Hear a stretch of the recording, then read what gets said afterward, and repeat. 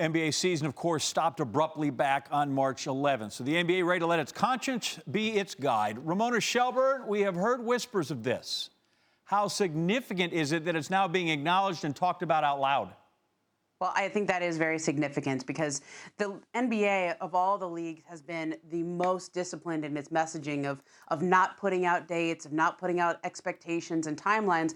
And today, for the first time, you have a real on-the-record quote from a league spokesman, Mike Bass, saying, we're targeting late July. We're talking to the Walt Disney Company for a single site. This is where we would do it.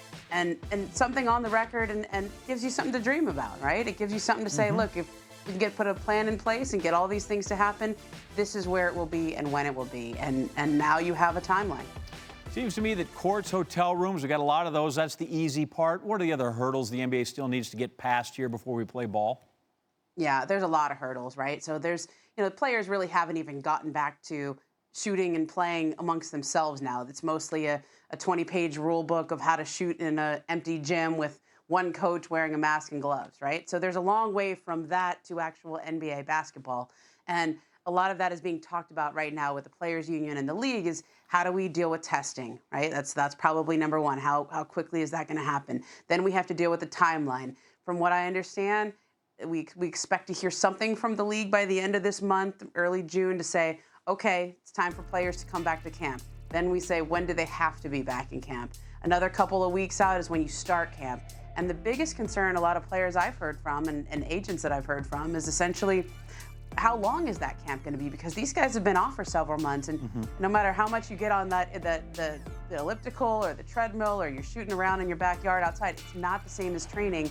And a lot of guys have pointed to the 2011 lockout, where they came back very quickly. You had a short training camp, and you saw a lot of injuries after that training camp. Nobody wants to see that happen this time, so you have to leave enough time for players to get back into shape and get ready to go. And then we still have to figure out, are we going to play any of the rest of the regular season or jump straight to the playoffs? Yeah, where are we on the pocket schedule? Do we finish this thing out? Do we go to the playoffs? The NHL's decided, let's go to 24. Do we have any idea where we might jump from? Yeah. So I think this actually feels more of a financial question in finishing out the regular season.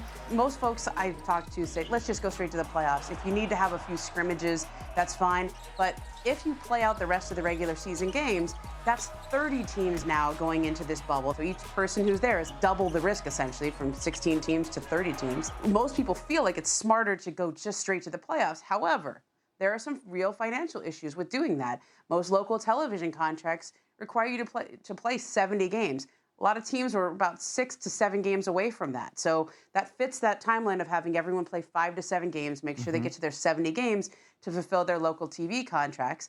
And also players want to see their salaries from those games, because whatever they don't play is not going to be paid to them under the way that they've collectively bargained this. So the safety implications of this are weighing heavily on everyone's mind. And I suspect as we get closer to this, that's going to take precedence. All right, keeping it all in the family. That's Ramona Shelburne, L.A., Anaheim, Disneyland, talking about the NBA, Disney World. There you go. Thanks, Ramona.